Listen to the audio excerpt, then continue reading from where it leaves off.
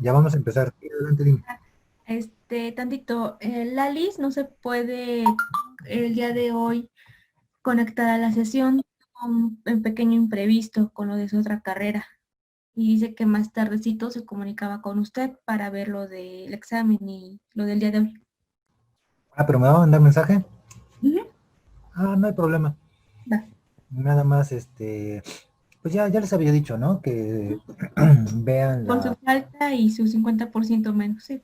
ajá, y, y que vean la repetición de la clase, ¿no? Ahí ya queda grabado que ya está reprobada, ¿no? Entonces, Vale, gracias. ahí está, ¿no? También queda grabado que tú le estás, que estás incitando su reprobación, ¿no? Y ya dijimos que hay muchos testigos, profe. Buenas tardes. Sí, de hecho, además, está grabado, ¿no? Van a ver la repetición de la clase y ahí va a estar. Para que quede todo aclarado nada más.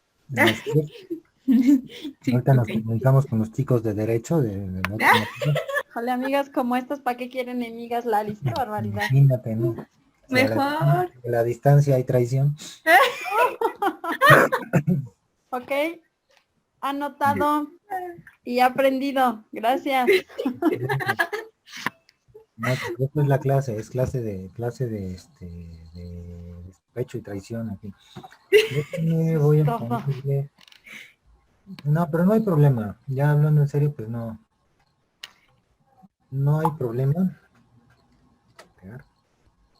¿Sí pueden verlo? Ya. Sí. Ok, ahí está ya, quienes están ahorita.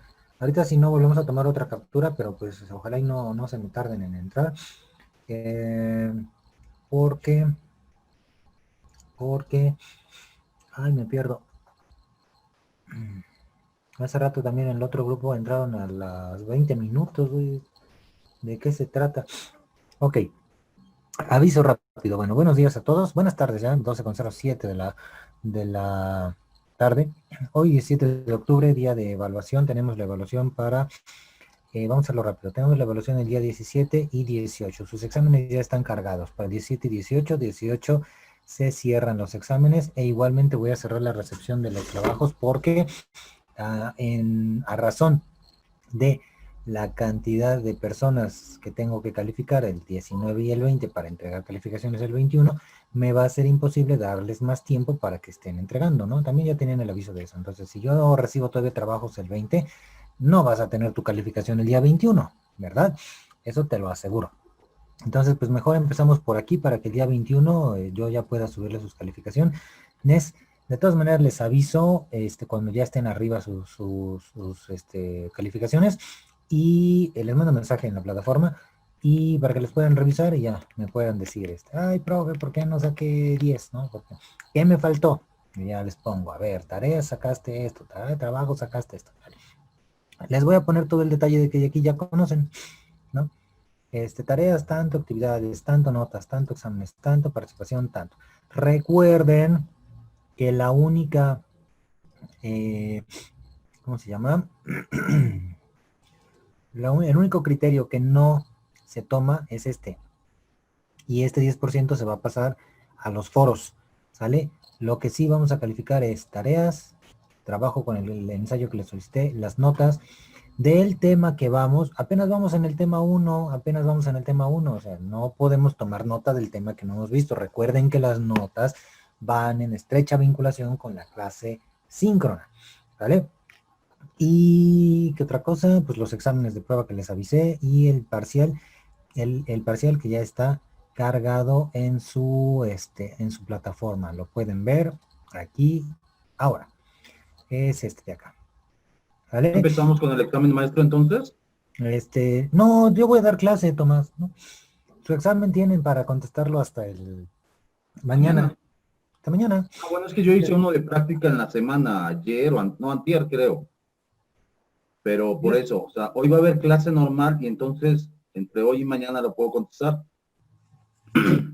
Yo Ok, prefiero que sea así, porque además algunos, como precisamente tienen algunas situaciones, si ahorita yo quiero hacer el examen específicamente en esta hora, pues voy a tener que estar repitiendo cosas, voy a tener que estar haciéndolo varias veces, así como me menciona ahorita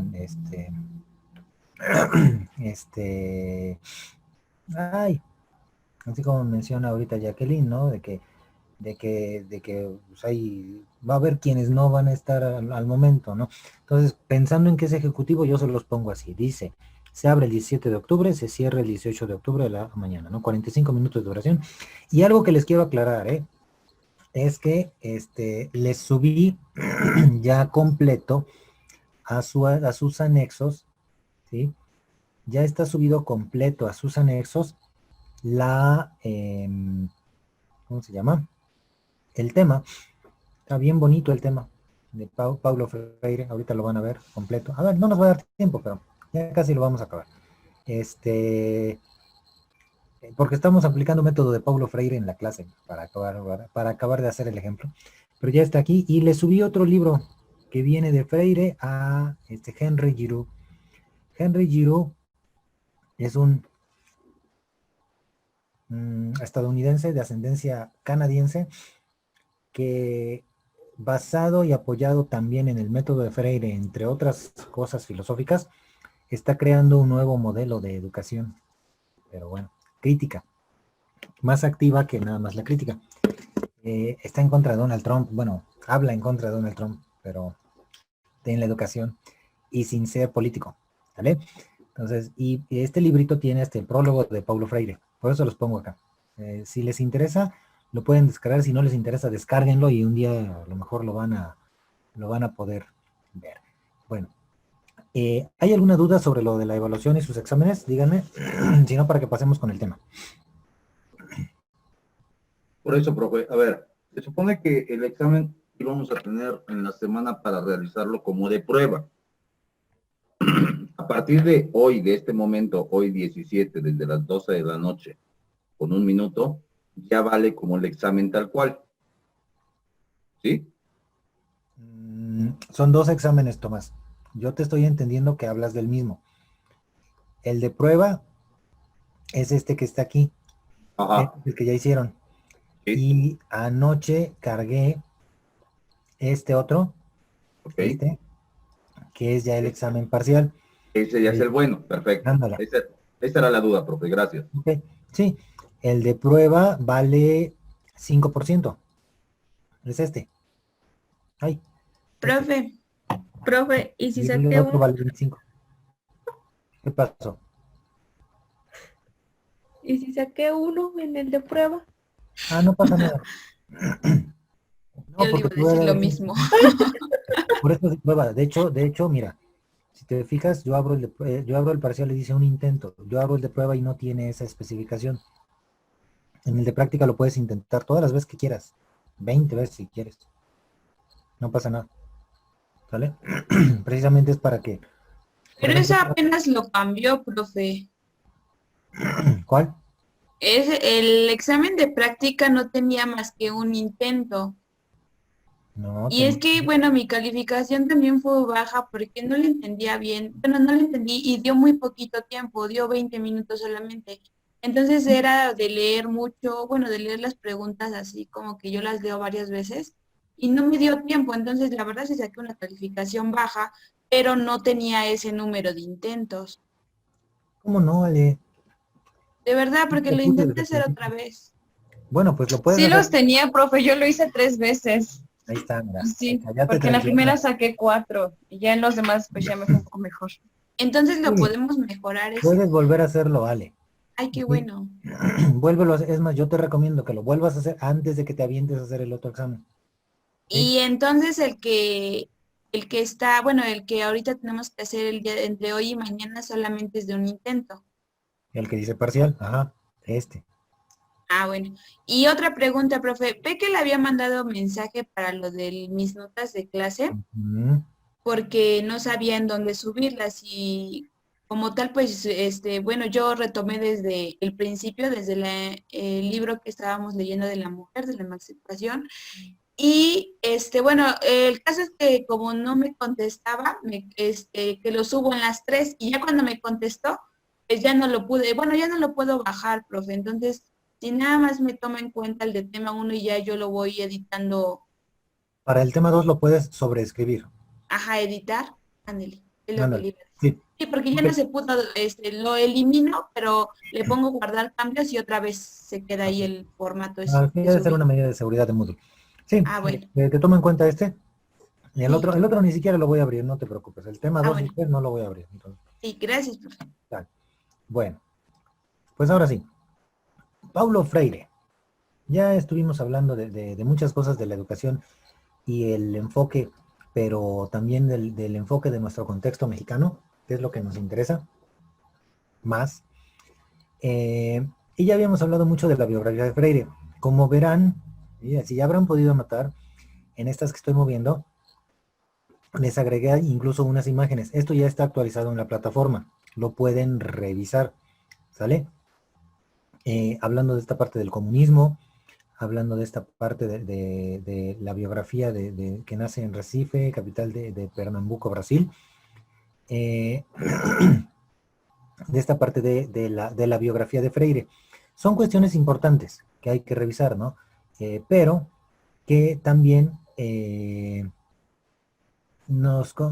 tenemos que hablar ya en esta clase y en la siguiente vamos a hablar probablemente de la cuestión del método como tal de Freire. ¿Sale? Esto ya lo habíamos visto, recuerdo que ya lo habíamos visto, ¿sale? Y esto de que fue director del Departamento de Educación, también ya lo habíamos revisado, ¿sale? Y lo de la Guerra Fría, también ya lo habíamos empezado a ver, ¿no? Sí, si me brinco alguna parte, me dicen, ¿de acuerdo? Ahora, tenemos aquí que el apogeo del capitalismo en la Guerra Fría fue mayor y ese capitalismo ha influenciado, o bueno, sigue influenciando, pero empezó a influenciar desde la época de los 60, 50, 40 de Freire a toda Latinoamérica, ¿sale? Porque, pues, ante la frágil economía, política, cultura de nuestros países por los conflictos armados internos y de revolución y de, ¿cómo se llama? Y de independencia en algunos casos, ¿sale? Los países tuvieron esa débil postura ante el mundo, ¿no? El mundo capitalista siempre ha buscado gobernar o controlar hegemónicamente, y vale la palabra porque la palabra significa dominación, ¿vale? Ha buscado dominar a los otros países, ¿sale? De manera económica, por lo tanto, de manera política y de manera social. Ahora, Freire, en este sentido, se alinea en la crítica ideológica del sistema capitalista y establece las bases para criticarlo, pero a través de la educación, buscando la liberación revolucionaria, ¿vale? Su formación es católica, se suma al lenguaje liberacionista proveniente de las corrientes progresistas del catolicismo, cuando los catolicistas entraban o se metían en la política pública, y y logra surgir una teoría de la liberación, ¿no? Buscando modificar, como dice aquí arribita, la situación de su pueblo, ¿no? De Brasil y sobre todo de las personas analfabetas campesinos de Brasil. Luego, este acelerón personal de Freire tiene que ver con el acelerón de la historia de Brasil en los primeros años 60. Sí, todo fue muy rápido. Y más allá de las actividades académicas, Freire funda el movimiento de cultura popular de Recife, que tiene influencias teóricas, que se mencionan más adelante, también católicas, con una orientación profesional, política y emocional. Con este movimiento realiza los primeros ensayos del método que crea en las localidades de los estados de Pernambuco y Río de Grande. Y esto suena en todo Brasil, lo que Freire estaba haciendo. Los políticos, la gente de los puestos altos, se da cuenta que hay alguien que está educando al pueblo. Y no solamente que está educando al pueblo, sino que está funcionando esa educación que le da. ¿Sale? Que está sacando ¿cómo decirlo? Vamos a decirlo con término mexicano, sacando del hoyo a la gente, al menos en el aspecto académico, ¿vale? Y ya de ahí el aspecto social. Dime, Tomás. Profe, a mí me llama la atención que en una de las preguntas que realicé del examen, precisamente de esta parte que está hablando, obviamente para el gobierno mismo, y lo hemos hablado con respecto aquí en México, a veces no les conviene, digamos, el hecho de que alguien esté haciendo algo bueno por el pueblo, por la misma gente, para, pues, para hacer un cambio y para hacer un cambio positivo. Yo le puse, si no me falla en la respuesta de esa situación, le puse que, bueno, que se había sido exiliado. No estaba totalmente seguro y yo le puse que sí. Creo yo que, digo, no sé, a no ser que usted me confirme o me niegue la situación, que por lo mismo de que Freire estaba haciendo una pedagogía o una metodología innovadora en la cual en poco tiempo pudo alfabetizar a 300 personas, Sí. creo que sí fue en un mes, si no me falla, de alguna forma eso para el mismo gobierno pues no le favorece porque ¿cómo va a haber alguien que esté innovando algo en tan poco tiempo? ¿Sí o Sí, no? es que ahí, ajá. No, no, no. Ah, ok. Mira, es que ahí pasan dos cosas. Primero, el gobierno le conviene con sus propios, a la manera en que él quiere que le convenga, ¿no? Como dices. Porque una cosa es que el gobierno tenga un montón de gente analfabeta que no les sirva, por decirlo así funcionalmente, que no les sirva para trabajar en las industrias que de afuera o en los trabajos que de fuera están entrando al país, ¿sí? Tú, por ejemplo, ¿no? Piénsalo, si aquí ponen una industria de lo que tú quieras, ¿no? La planta de Audi, por ejemplo, que pusieron aquí en Puebla. A la planta de Audi no entra a trabajar cualquiera, porque necesita capacitación. Supongamos que para armar un coche lo único que necesitaras fuera saber leer y escribir. Y tu gobierno le dices a Audi que tu gente no sabe leer y escribir. No se va a venir a colocar acá, por lo tanto no va a entrar el dinero y el gobierno tampoco se va a ver beneficiado. La gente mucho menos. ¿Sí? Entonces el gobierno sí pide esa acción alfabetizadora, pero ya cuando se da cuenta que además de la acción alfabetizadora, este señor Barboncito les está enseñando a la gente a pensar y por ende a opinar en contra o a favor del gobierno, normalmente en contra, ahí es donde el gobierno dice, a ver, párate, quítate de aquí, ¿sale? Entonces, sí le conviene, pero no le conviene hasta cierto punto, ¿no? ¿Sí te contesto? Sí, claro, totalmente. Pero bueno, vuelvo a repetir, o sea, sí nos conviene cuando no te metas conmigo, gobierno. Ándale, No me conviene cuando ya empieza a haber movimientos y precisamente en la época en la que Freire empieza a tener estos cambios, obviamente Brasil, claro, como en muchos países, no ha estado muy bien políticamente hablando. correcto, sí, exactamente, a eso nos referimos. Entonces aquí este movimiento, decíamos, comienza a ensayar su método y da esos resultados, ¿no? En Brasil ya estaban haciendo el embrión de esta burguesía nacional de la economía, que pues lo único que tenía era poder y lo único que le teme es perder ese poder, ¿no? Y había inversiones extranjeras, etcétera, y el Estado juega un rol conciliador y paternalista. O sea, no se vayan, aquí les damos lo que quieran a la gente que tiene dinero, ¿no? O sea, te entregamos lo que necesites para que te quedes con nosotros, porque si no, además de que estamos pobres, esta gente se nos puede alzar en armas, ¿no? Y va a ser un problema, ¿no? Vamos a perder tanto ustedes el poder económico como nosotros el poder gubernamental, ¿no? Ahora, entre 1945 y 64 regresa con la pujanza la inversión extranjera que desbanca del poder a la burguesía nacional, o sea, esta burguesía de Brasil que era de los ricos de ahí, se les cae el teatro y llega de Estados Unidos y de otros lugares, de Europa, etcétera, el nuevo poder económico, ¿sale? Y germina el antiimperialismo de oposición a lo que llamamos inversión extranjera, ¿sale? No quería la gente que se invirtiera a eso, a la que se culpabiliza del expolio y la pobreza del país. O sea, dicen, es que nos están robando nuestros recursos, están robando nuestro dinero. Ahora, todas las empresas extranjeras, como ven que atentan contra sus intereses, ¿sí? Y necesitan, y bueno, no les interesa el desarrollo del país, dejan muy poquito para que alguna fuerza, o sea, dejan poco resquicio para ninguna fuerza política que las defienda, o sea, se ponen en contra, ¿no? Empieza a haber esa pugna por los poderes y pues las fuerzas sociopolíticas de América Latina se tornan antiimperialistas y nacionalistas. De hecho, ellos siempre han sido más antiimperialistas, más nacionalistas que nosotros mismos en México. Nosotros hubo un punto en el que fuimos, pero nos dejamos de ser, ¿no? Después de la revolución, dejamos de ser antiimperialistas. Pero ahí en América Latina, normalmente son más unidos, por decirlo de una manera, es como metáfora, no explica todo, pero yo te puedo decir, ¿no? Entre los argentinos, los chilenos ¿qué será? Los colombianos, los uruguayos, paraguayos, son más unidos entre sí socialmente que entre los mexicanos, ¿sale? Digas lo que me digas, porque por eso a veces podríamos decir, es que a veces en estos países nos tienen tirria a los mexicanos. Sí, pues precisamente porque nosotros siempre somos bien made-in-chistas.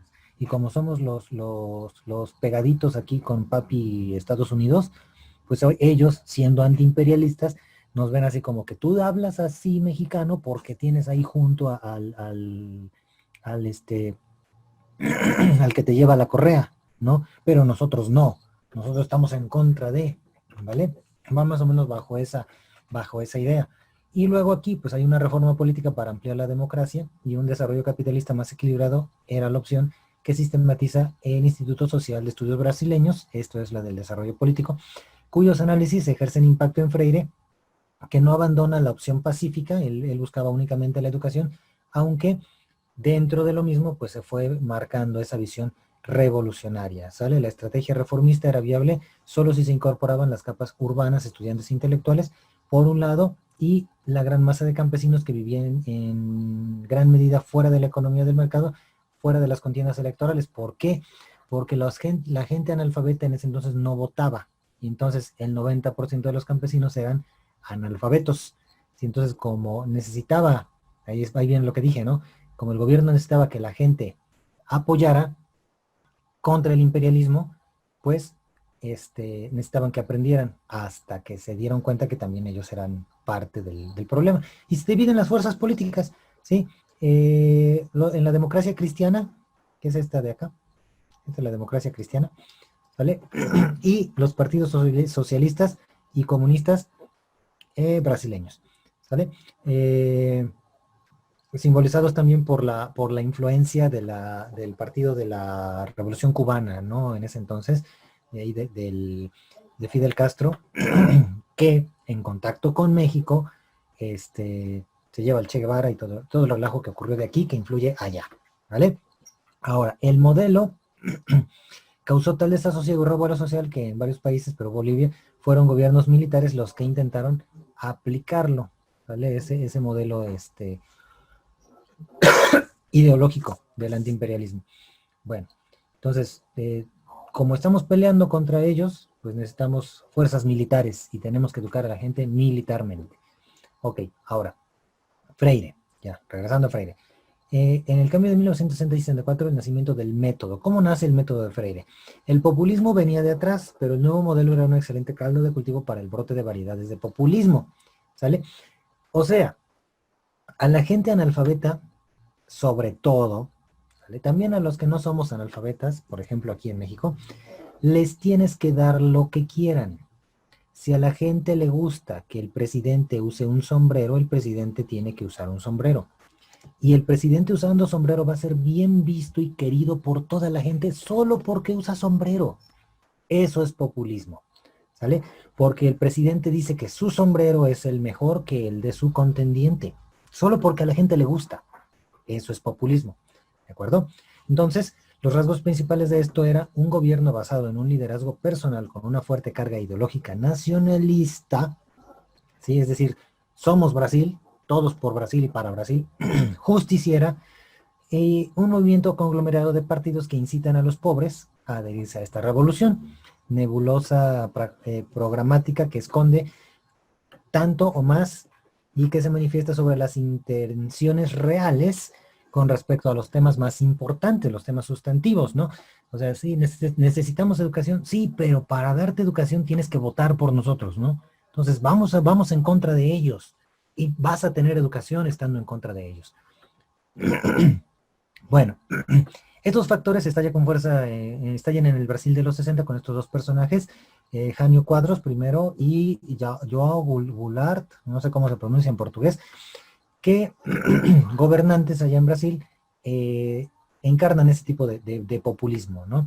Las contradicciones entre los dos enfoques del modelo y las inevitables turbulencias sociales dieron pretexto para el golpe militar del 64 en Brasil, y esto eclosiona el método de Paulo Freire, que es llamado a la capital para asesorar al ministro de Educación en el lanzamiento de una campaña de alfabetización para alcanzar a 5 millones de analfabetos con su método. Entonces ahí ya dijeron, bueno, vamos a alfabetizar para que el pueblo sepa, para que el pueblo conozca sin esperarse las consecuencias de ese conocimiento. El golpe militar arrastró consigo la experiencia y llevó a Freire al exilio, ¿no? O sea, ya después de que se dieron cuenta de que eso también no podía convenirles, dicen, vete de aquí. Y sucede todo en muy poco tiempo en un país, continente, o sea, es que pues, Brasil es tan grande que extiende a todo el resto de Sudamérica esto, donde se exilian los cuadros políticos más destacados de ambas tendencias, marxista y cristiana. ¿Vale? No hubo exilio solamente en Brasil, en muchos otros países, muchos pensadores y revolucionarios se tuvieron que ir para salvar su vida o fueron asesinados. Las primeras referencias al método hechas por los derrotados, o sea, por los de Freire, los que se quedaron, ¿sale? Añoraban a los que habían sido exiliados, en este caso a Freire, dándole una especie de... Es como si yo te dijera, no, es que fíjate, se llevaron aquí a este personaje, ¿no? Y él estaba muy bien, nos enseñaba así, y deja estas ideas, hay que seguir sus ideas, porque él es el Mesías, como si dijeras ahorita, ¿no? Si tú eres obradorista, ¿no? O tú estás con Gilberto Lozano, ¿no? El de Frena. Dices, no, a Gilberto Lozano lo exilian, supongamos. Y entonces todos los de Frena, no, es que él era nuestro salvador, él nos iba a quitar al diablo de López Obrador, él nos iba a ayudar, pues algo así, ¿no? Entonces, mezcla de lo que acontecía realmente, del latente entusiasmo de los brasileños y del valor agregado por la brutal estupidez de la represión. O sea, había represión, como en todas las historias del mundo, solamente por hablar Freire, no, lo reprimimos, ¿vale? No tienes que hablar de él, ¿vale? Los relatos hablaban de una riada en incesante aumento que llevaba decenas de miles de estudiantes al campo para concientizar, alfabetizando. O sea, los seguidores de la corriente de Freire siguieron alfabetizando, pero a escondidas, con sus estudiantes en el campo. 40 horas, decía aquí, que los campesinos necesitaban para leer la palabra tijolo, que pues es ladrillo, y metafóricamente pues este ladrillo era con el que buscaban y comenzaban a demoler, construir y reconstruir la casa, el sindicato, Brasil y el mundo. Entonces, lo repetí acá, perdón, bueno, era lo mismo, pero aquí la metáfora, teníamos que borrar esta, no le hagan caso. Entonces, la conclusión era clara, ¿no? Si el golpe de Estado no los hubiese parado, si se hubiera producido una revolución maravillosa, o al revés, ¿no? El golpe se habría dado para impedirla, ¿sale? Para impedir aquella revolución. O sea, el pueblo hubiese, como en todos nuestros países, tomado el control de su destino, ¿vale? A través de la educación. Ejemplo bonito, la metáfora del dibujo. Luego, tras exiliarse a Freire a Bolivia, se va a Chile, y pues en Chile también el gobierno no le es agradable, y se va luego de esto a la Universidad de Cambridge en Massachusetts como profesor de la Universidad en Cambridge, en la Universidad de Harvard como profesor invitado un tiempo. Fíjense, ahí sí es donde lo toman, ¿no? De donde viene el modelo, ahí dicen, ahora vente a enseñar con nosotros. Y es lo que hace el modelo, absorbe a las mentes para usarlas a su favor. Lo mismo le pasó a John Dewey, ahí en Estados Unidos. Él creó su propio modelo y en Estados Unidos lo utilizaron de una manera utilitarista, capitalista. Aunque John Dewey no buscaba la educación tan utilitarista, sino más consciente, ¿sí? A través del método científico y varias situaciones. Entonces, meses después, Freire es contratado por el Consejo Mundial de Iglesias en Ginebra, donde permanece 10 años, se va a Ginebra, y desde ahí apoya también a la alfabetización de Guinea-Bissau entre 1976 y 79, de ahí en África, Inclusive hasta allá llega su influencia. Desde Ginebra, Freire actuó en todo el mundo, haciendo conferencias, seminarios, homenajes y un chorro de libros, ¿no? En 1979 vuelve a Brasil como ciudadano suizo, ya no como ciudadano brasileño, con pasaporte de ese país, rescatado por la Universidad Pontificia de Sao Paulo. La decadente dictadura todavía le sometió a un calvario burocrático, aunque ya era mínima, para que pudiera ser reconocido en la Universidad de Recife, en la actual Universidad Federal de Pernambuco. Y bueno, en el 89 lo nombran secretario de Educación del municipio de Sao Paulo, a petición del Partido de los Trabajadores, donde estaba Luisa Erundina, y la que pertenecía a ese partido. Y pues esto le significó gestionar a más de 650 escuelas con más de 700,000 alumnos. Como verán, pues por eso es una influencia en Sudamérica, Freire, ¿no? O sea, no fue poquita gente, no fue un método que fuera aplicado entre un grupito de personas, como por ejemplo Freinet, como Montessori, como Pestalozzi o algún otro pedagogo, sino que inmediatamente explotó gracias a las situaciones políticas, ¿sale? Y rodeado de un grupo de amigos, pues Freire intenta cambiar la cara de la escuela, entregando las escuelas a las comunidades, ¿sale? Que era una parte de sus convicciones. Crea consejos de escuela, asociaciones de alumnos y estimulando proyectos, aunque esto tampoco gustó. Se pone en marcha un ambicioso plan de formación del profesorado orientado por sus ideas pedagógicas y un movimiento de alfabetización a través del Foro de los Movimientos Populares de Alfabetización, por el cual se movilizan recursos públicos y voluntarios. No se impone el método de Paulo Freire, o sea, no se dice, como acá en México, ¿no? Ahora somos constructivistas, ¿no? No, ahora somos freirerianos, no. Simplemente se usa y se educa, y ya, con esa filosofía. No con la presunción nacionalista de ahora estamos haciendo esto, véannos pueblo, véannos a nosotros gobierno, como aquí en México, ¿no? En el 91 pues renuncia al cargo, como se dice aquí, para ser devuelto al mundo.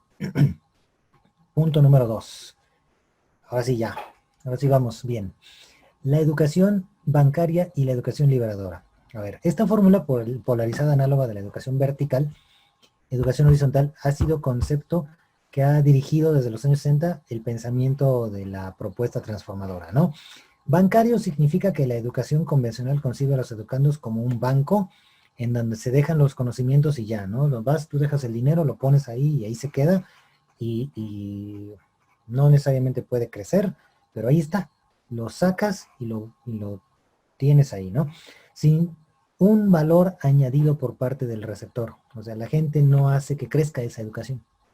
Y es vertical porque da una relación de que hay alguien arriba que te va a dar esa educación a través de la enseñanza-aprendizaje y es alguien que va a colocarla en ti. Esta es la práctica de la escuela tradicional, ¿no? La transferencia de conocimientos del educador al aprendiz. Bancaria es utilizada en nuestros días como la educación bancaria es lo más natural, ¿no? La conocemos, nosotros también hemos vivido educación bancaria, ¿no? A esta concepción que ha sido criticada, ahorita estamos dando educación bancaria, ¿no? Porque ya hablamos de Freire, eso fue el método del diálogo, ¿eh? En las otras clases, pero ahorita pues sí, para cubrir la educación bancaria, pues tenemos que dar el resto de las sesiones. En esta concepción que ha sido criticada por estereotipada, Freire propone el diálogo como instrumento del acto de enseñar y de aprender, ¿sí? Una pequeña metáfora de la educación bancaria, ¿sí? Porque a través del diálogo desarrollas ideas que conectas con tus interlocutores y ellos ayudan a que aprendas más. Otro pequeño esquema de la educación bancaria, deposita los conocimientos, ¿sale? Este no lo voy a explicar, a menos que ustedes me digan explícalo, pero pues es ese punto, ¿no? La educación tradicional, donde el maestro que tiene todo el conocimiento lo transmite y lo coloca en el alumno y queda archivado ahí, sin análisis crítico.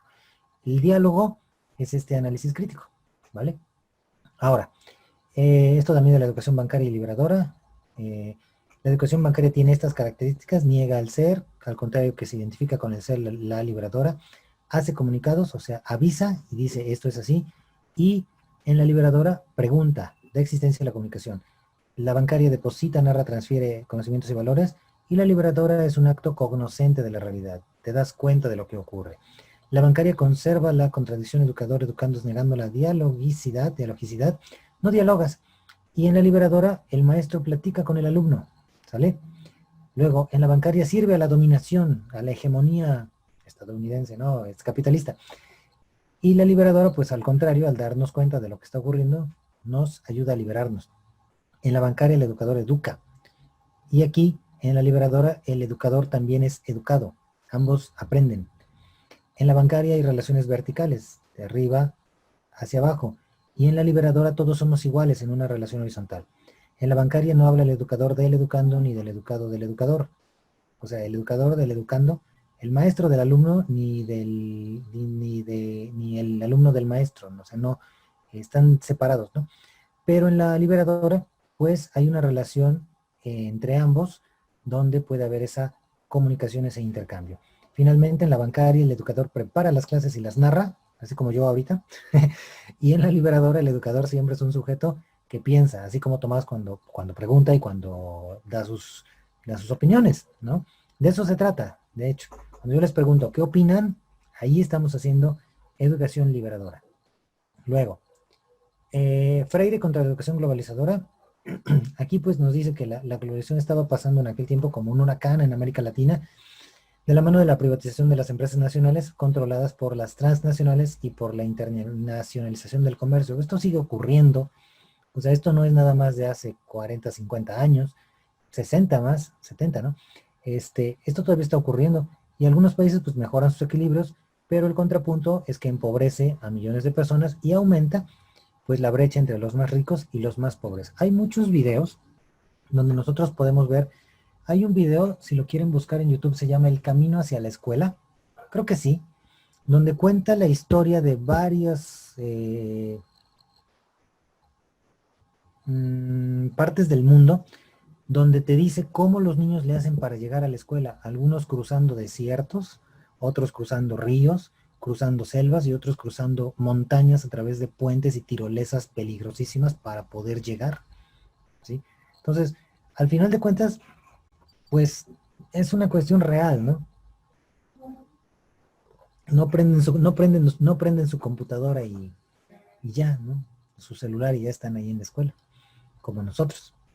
El título más expresivo de su estado de ánimo es La pedagogía de la indagación, que le dio vuelta en su libro en la pedagogía de la esperanza. Y aquí pues Roca Soler, amigo de Freire, expresa con estas razones de la indignación freireriana, donde dice: la filosofía educativa del Banco Mundial parece reducirse al mandato. Aprende, produce, consume y calla, ¿sale? Y el Banco Mundial pues determina y dictamina cuestiones de la educación para prestarle dinero a los países. Los países tienen que seguir ciertas normativas y ciertas reglas. Si el Banco Mundial dice, tus alumnos tienen que conocer acerca de economía política, por ejemplo, supongamos, entonces el país tiene que poner en sus leyes que se va a enseñar economía política, porque lo dijo Banco Mundial, porque si no, no suelta la lana, no hay dinero para el país, no hay préstamo, ¿vale? Bueno, nada más voy a decir eso.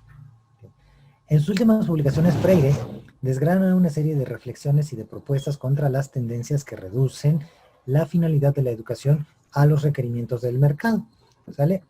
Y que impregnan todo de valores egoístas e individualistas, ¿sale? Estos requerimientos del mercado, el capitalismo, ¿no? Nos hace volvernos egoístas e individualistas. Ahí está la explicación de nuestro problema educativo, aquí. Ahí está para su ensayo, si no lo han hecho. Esto es un gran apoyo, porque esta hegemonía globalizadora hace que nos volvamos más egoístas e individualistas. Los muchachos de ahora, los chicos de ahora, y ya nosotros a veces también, lo único que hacemos es ver la realidad a través de un cuadrito de 12 pulgadas, ¿no? Que se llama celular. No, de 12 pulgadas es mucho, ¿no? ¿De cuánto miden los celulares? De 5 o 6 pulgadas, ¿no? Que es un celular, ¿vale? Y lo que vemos ahí es lo que creemos como real. Imagínate si nosotros, que somos un poquito supuestamente más críticos, podemos caer en ese engaño, pues un chico de secundaria, un chico de preparatoria, mucho más, ¿sí? Y por lo tanto dice, lo que te conviene es tener esto, es lo único que puedes tener. Pues yo quiero esto, ¿no? Yo quiero una computadora con lucecitas para mi clase en línea, mamá, ¿no? Pues es que es una computadora gamer de 40,000 pesos, no la necesitas, ¿sale? Al tiempo que bajo mandatos tan dignos como la diversificación y la eficiencia, se encarga al sistema educativo de hacer la primera gran criba o selección entre quienes sean competitivos en la nueva economía y el ejército de parias de por vida. O sea, vamos a ver quién sí debe, quién sí debe lograr el éxito y quién se va a quedar en el fracaso por no estar alineado al sistema. ¿Vale? Por cierto, que dos comerciales rápido. Primer comercial, en la semana académica voy a dar una plática sobre inteligencia emocional en la educación superior. Sí, y por si quieren entrar, bueno, los espero el próximo sábado. Y hablando de esto, pues, busquen lo del centro de psicología que alguna vez les dije. Ahí, busquen, sí, y ahí subí apenas un pequeño videito que habla un poco de esto. ¿Qué se llama? Lo pueden buscar en YouTube. ¿Qué se llama ¿De qué me voy a volver youtuber? No es cierto. Bueno, a lo mejor, pero no con la intención. Se llama realismo e idealismo escolar. ¿Sale? Pueden buscar esto en YouTube para que ¿cómo se llama? Hay un poquito de explicación de lo que acabamos de ver en este pequeño párrafo. Hay un poquito de explicación de esto que acaban de ver de esto que acabamos de leer en este párrafo. Ya está el comercial, 2 comerciales, uno de la escuela y otro mío. Ya está equilibrado. ¿Sí? Entonces, ya. Ahora, bueno, aunque los dos voy a participar yo, pero la pedagogía neoliberal, ¿hay que mandar un mensajito? No. Y denle like y compártanlo, La pedagogía neoliberal combate la posibilidad del Si sueño. lo comparto, tengo un punto extra. No. Ah. Lo comparto. Está muy bueno, profe. Ayer en la noche lo estaba viendo. ¿En serio? Sí. Vale. Ok. La pedagogía neoliberal comparte la posibilidad del sueño y la imposibilidad del sueño impide el mañana, en palabras de Freire. Ok. Vamos a la siguiente. Ahora, las ideas que luego... Voy a dejarlo aquí, Vamos a poner aquí el anuncio. YouTube. Vamos a poner ahí el comercial. Y esto es lo que pueden buscar. Ok. Entonces, las ideas que luego le hicieron famoso se asoman ya en su doctoral. ¿Sí? Aquí ya hablando de la educación como concientización en la principal parte de la teoría. En esta tesis donde habla de la educación de adultos y las poblaciones marginales de los mocambos, donde apunta las grandes ideas que desarrollaría a lo largo de su vida. ¿Sale?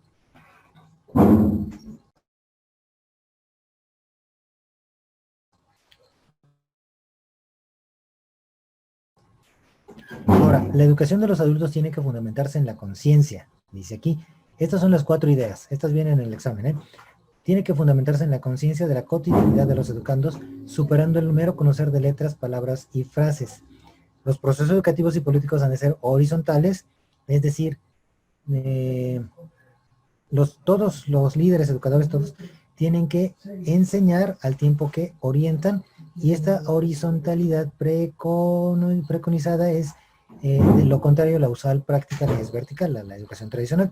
La educación de los adultos no debe ser un mero instrumento para alcanzar un nivel académico determinado, sino un estímulo para la emergencia sociopolítica del pueblo, para que el pueblo salga del hoyo, pues. En consecuencia, algunos de los contenidos de sus estudios tienen que ser aportados por los educandos. El educando, el alumno, también aporta a la educación. Ahora, a estas ideas, Freire le agrega la visión de la sociedad brasileña, le agrega la visión sobre la sociedad brasileña de entonces, donde desarrollaban los intelectuales ligados al ISEP, que habían acuñado el término concientización en el contexto de su visión sobre la necesidad de emergencia de los sectores sociales intransitivos. ¿Sale? Una idea más de Freire. donde habla del paso de una conciencia intransitiva, la conciencia mágica e ingenua, ¿sí? La conciencia del no análisis, hacia la conciencia crítica que se necesita para la participación activa, en este caso de los campesinos, en la vida social y política. Es decir, no era nada más educar porque supieran leer, era educar porque supieran pensar. Y eso es lo que hace especial, y pues especial lo voy a dejar así, el método de Freire. ¿De acuerdo? Ahora, ya más adelante, ya más adelante aquí, en el punto de aprender a decir su palabra como el fin de la educación, esta es una clave del pensamiento freireriano, hay que entenderlo. El diálogo es un recurso no nada más para hacer más amena y más bonita la clase, sino tiene que hundir sus raíces en la teoría del conocimiento, ¿sale? Y a través de él se da la práctica del diálogo para mejorar la educación, ¿sale? He dicho con otras palabras lo que está aquí. Por lo tanto, la dialéctica o la ciencia del dialogar, el arte de dialogar, se divide en tres aspectos, que es la realidad, diálogo de la realidad, diálogo de la teoría y diálogo en la práctica, ¿sale? La realidad social, las estructuras, instituciones, ciencia, tecnología, clases sociales, ciudades y agricultura, son el producto de la acumulación de prácticas humanas contradictorias, ¿sale? La teoría es el producto de muchos actos de conocimiento, y el acto de conocer es siempre acto de crear conocimiento. El conocimiento se crea, no se transfiere nada más. Por lo tanto, no hay conocimientos previstos que se aprendan sin más. Se tiene que aprender construyendo, destruyendo y reconstruyendo, así como los campesinos con el tinojo, con el ladrillo, ¿sale? Con los materiales preexistentes que ya vienen en la otra persona, el educador y los compañeros, el educando, educador, libro, la película, la novela, y de los materiales que incorpora el hecho de problematizar lo que está ocurriendo. Cuando tú haces preguntas del contexto, cuando tú haces preguntas del libro, cuando dudas un poquito de lo que dice y platicas para encontrar lo que es, entonces estás creando esa acción dialéctica en el método de Freire. Y esto, pues Freire ya lo decía en 1965, cuando el constructivismo no había sido todavía desempolvado. El constructivismo apenas estaba, ya había sido creado, pero apenas estaba abriéndose paso, y Freire ya lo mencionaba. Quienes han aplicado el método de Freire, dice el libro que estamos basándonos, saben que es tal vez una de las concreciones más logradas del constructivismo, que en sus aplicaciones más estructuradas ganaría mucho si se dejara, el constructivismo ganaría si se dejara contagiar del espíritu de ciertos énfasis freirerianos. ¿Sale? Por eso la imagen, ¿eh? Bueno. Y pues, ¿qué más tenemos aquí? Ya casi vamos a acabar, ¿eh? Yo creo que vamos a llegar por aquí. Terminamos el 1.4 y nos vamos. El aporte sustancial de Freire se sitúa en el plano de los constructores, de los actores del aprendizaje. Obvio que cada persona aprende, pero Freire, ¿cómo? O sea, el punto es cómo aprende, ¿no? No niega que se puede aprender solos en un laboratorio leyendo un libro. Freire no niega esto, pero este acto de leer, ¿sale? Y observar lo que sucede en una probeta de la realidad debe de ser un acto dialógico, ¿sí? O de diálogo con el autor del texto. Debes de hacerte preguntas sobre lo que dice el texto, sobre lo que ocurre en esa realidad. Si no hay diálogo, lo único que estás haciendo, pues es memorizar. Se acumulan pinceladas sueltas de la realidad, pero no hay comprensión, ni síntesis, ni conocimiento apropiado, recreado por el sujeto que está buscando aprender. Finalmente, lo que demostraron fehacientemente estas experiencias del método de Freire es que el aprendizaje personalizado y creativo de cada analfabeto se producía a partir del diálogo sobre la realidad o la situación que, problematizada por el educador y por los educandos, era desentrañada con el diálogo entre ellos y su maestro, su educador. Por esto, por el diálogo sobre una realidad, es que el método de Freire fue criticado por el gobierno, porque dialogaba sobre la realidad que existía en ese tiempo en Brasil. Entonces se hacía una crítica, la gente se empezaba a dar cuenta de lo que estaba mal, y como ya dijimos, pues eso no le convenía a papá gobierno. Lo mismo pasa aquí en México. Por eso aquí siempre las noticias nos las metieron como la única realidad y la televisora principal de comunicación durante tantos años, prácticamente lo que ahí se decía era lo que era, ¿vale? Y si hablaban mal de alguien, estaba mal, y si hablaban bien de alguien, estaba bien. No había diálogo, no había discusión, ¿sí?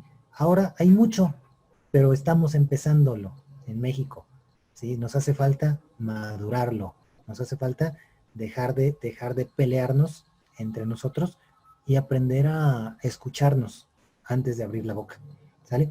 Es cierto que Freire valoraba mucho el silencio activo y la pedagogía de la pregunta, es así el título de sus libros, pero él mismo decía, quien afirme que el educador no enseña es un mentiroso o un demagogo, pero enseña como parte del acto más importante, que es el aprender. Bueno, hasta acá lo vamos a dejar por hoy. ¿Cómo ven? ¿Qué opinan de todo esto? ¿Con qué cerramos esta sesión? ¿Qué entendimos que se llevan hoy?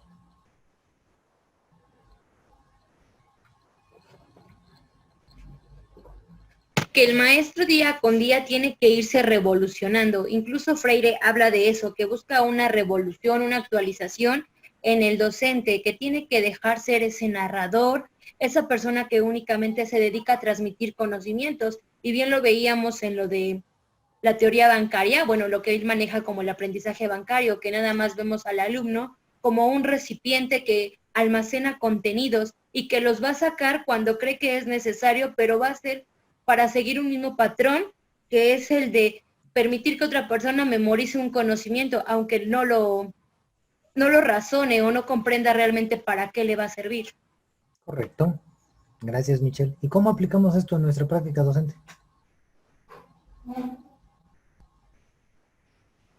Bueno, ahorita que ya tenemos los 14 principios pedagógicos, uno de ellos, o el primero, habla de que tenemos que centrar al alumno en el aprendizaje, ¿no? Lo que ahorita trabajamos con usted, que es el aula invertida, que vemos primero los videos y previo a eso, nosotros ya llevamos un conocimiento que usted nada más va a hacer despejar dudas, si es que existieran, o ampliar el conocimiento en caso de que fuese necesario. Bueno, ok, gracias. ¿Alguien más que quisiera comentar algo? Nos quedan 3 minutos. Sí, maestro. Bueno, no sé si alguien más vaya a opinar, pero a mí me gustaría comentar. A mí también me llama mucho la atención la metodología de Freire, y más ahorita que nos estamos centrando más al tema, porque no podemos olvidar el contexto del cambio que quería, bueno, más bien que realizó, ¿no? Que realizó, y a partir de ese momento, todos los cambios, perdón por de repetir la palabra, todos los cambios que se fueron suscitando, ¿no? O sea, él en sí lo que quería era alejar a la gente del analfabetismo. O sea, él hizo una revolución de pensamientos, pero obviamente ya gobierno, obviamente viendo esa situación, pues ya no le convenía, ¿no? Definitivamente como, ¿cómo se dice? Como futuros pedagogos, necesitamos cambiar la mentalidad, no solo de nosotros, digo, ya los que ya ejercemos y demás, es tratar de compartir esta nueva ideología para ya no seguir trabajando de esa forma tan rutinaria, tan cerrada, tan tradicional y demás, ¿no? O sea, es ir más allá es no solo quedar, digo, no solo como la educación bancaria, ¿no? No solo depositar los conocimientos y bueno, ya cumplí con mi trabajo, ya me pagaron mi cheque, con permiso y adiós, ¿no? Sino realmente hacer un cambio de mentalidad en los chicos, en los jóvenes, dependiendo del nivel en el que estemos, para que realmente se vuelvan unos alumnos críticos, unos alumnos pensantes, y que sepan en qué momento van a poder emplear ese conocimiento que aprendieron. Esa sería mi opinión, profe. Correcto, sí, es verdad. Hay que cambiar, como dicen ahora, ¿no? Antes es que tenemos que hacerlo, pero ya, ¿no? O sea, ya estamos atrasadísimos. Ahora dicen, hay que cambiarse el CD. Antes decían, hay que cambiar el cassette. No sé si en años anteriores decían, hay que cambiar el disco de acetato, ¿no? Luego van a decir hay que cambiar la micro SD, ¿no? Porque lo que sí actualizamos es la metáfora, pero la acción, nada. Entonces, sí hay que cambiarnos esa idea de